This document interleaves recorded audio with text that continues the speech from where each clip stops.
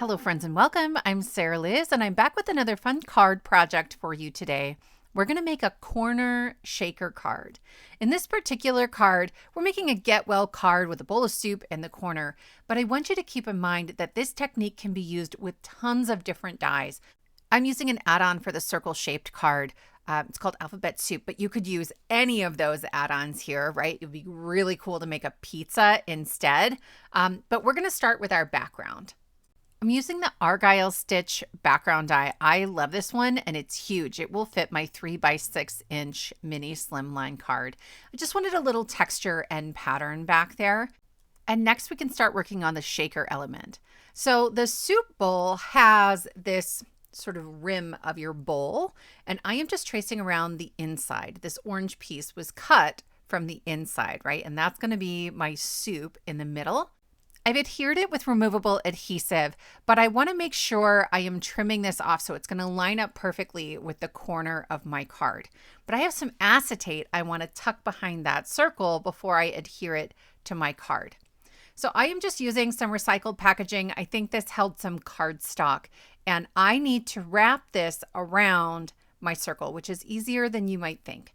I'm using my rip and stick tape, and I am not tearing tiny little pieces. I don't have time for that. So I just let it sort of fold over on itself a little bit, like little pleats, and that's going to work just fine. Okay, so don't overthink this. Just kind of keep pressing it down in there. I brought in some black cardstock so you can see the acetate better. I'm going to trim so I have about a 1/2 inch-ish around the outside of that curve. Then I can remove the release paper from that double-sided tape, and I'm going to press that plastic into it starting from the middle. I want to make sure that plastic isn't shifting, so the middle helps me do that. And then I create very small pleats in that acetate as I'm folding it around. Recycled packaging is best for this. It's nice and thin. It works really, really well.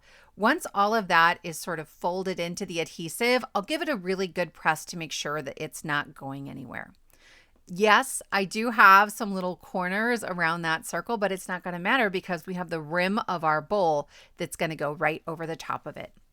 I added more double-sided tape, particularly where it's overlapping the plastic. Then I'm going to add glue right on top of the double-sided tape and then all over the rest of that orange piece. I'm going to add it to my card before I finish off the shaker elements. I added the wet glue over top of the double-sided adhesive because then I get just a little bit of float time before I press it down because I really need that exactly in the corner or it's going to look kind of wonky. Then when I flip this over, I've added more double-sided tape and I'm going to fold that acetate into it. Now, right now, I am pulling that too tightly. There's very little room for things to shake around in there, even though I fixed it just now in a little bit. I'm going to realize it's still too tight, but we'll get there. Just know you want to leave yourself just a little bit of slack in the pocket so that things move around. For the perfect shake, I am using the peas and carrots embellishment mix, and it's going everywhere. You guys, I told you the plastic was too tight. That's what's happening. So I'm going to pull it up one more time very carefully. I don't want to tear the cardstock. And then I will leave myself just a little extra gap in that pocket. And then flipping it upside down, I find it's easier to pour the shaker mix onto the acetate and let that act as a funnel to get all my pieces in there. So I'm going to keep sort of tucking my peas and carrots into my shaker. I'll clean up my table. And then we can fold that last flap of acetate into the adhesive. I'm going to get this pucker in the corner, right? That's okay. We're going to trim that off. I want to be careful not to go too short. I don't want to accidentally create a hole in the corner, but I can remove some of the bulk. Now I'm going to start working on the rim of my bowl, and I'm going to stack this up a couple of times. I want it to have dimension. This is a card where I've kind of gone all out. There's a few pieces as we finish up the card with our sentiment that you could absolutely skip, but they're extra. And when I go extra, I do extra on all the things. So you could skip stacking, but I like the dimension of it, right? And it's got this really great deboss detail on the rim.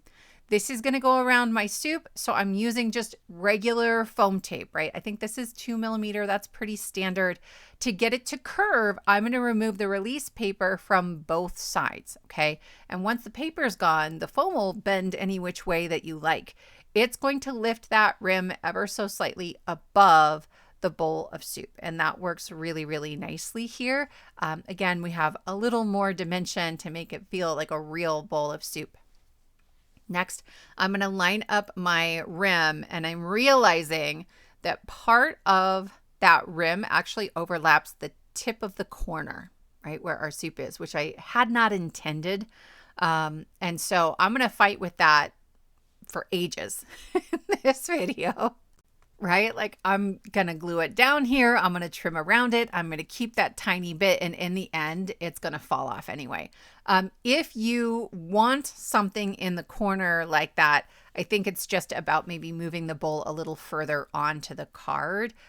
If it fits better, it's less likely to fall off.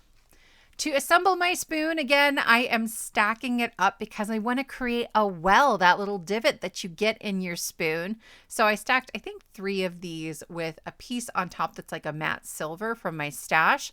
And then I'm going to stack that onto a spoon that doesn't have a hole in it. I also cut just the whole part out of the same orange as we have for our soup, and I will glue that down into the middle. So we still have just a little valley down there.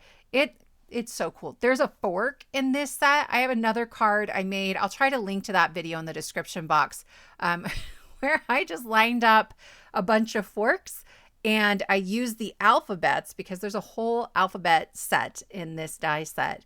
And it says, I forking love you. And there's so many creative ways to use this. So here I am trying to trim around that corner.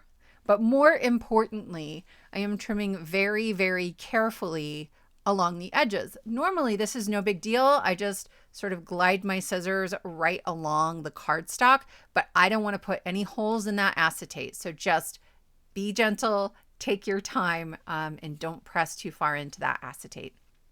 Our sentiment is from the Simply Sentimental Sympathy die set, and actually, in the Simply Sentimental sets, typically you get the same word in a bunch of different fonts. And that one is the word sympathy, but it also has this I'm sorry. There's a coordinating stamp set that has the same sympathy words and then a bunch of sub-sentiments to go with it as well. It coordinates with the die set.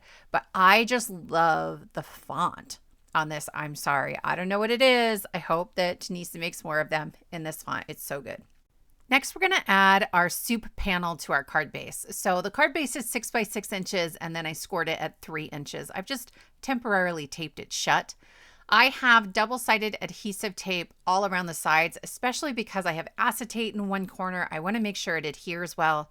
I'm putting wet glue on top of that, so I have a little wiggle room. And then I will use the right angle in the corner of my scoreboard to try to get those lined up.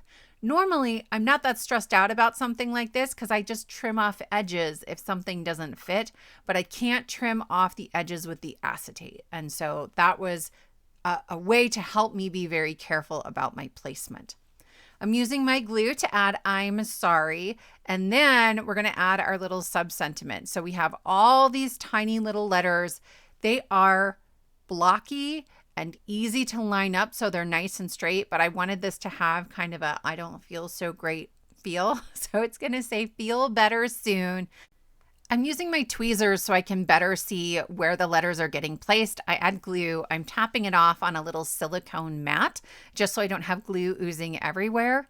And then I place it on my card. So it really didn't take that long, though the pieces are fairly small.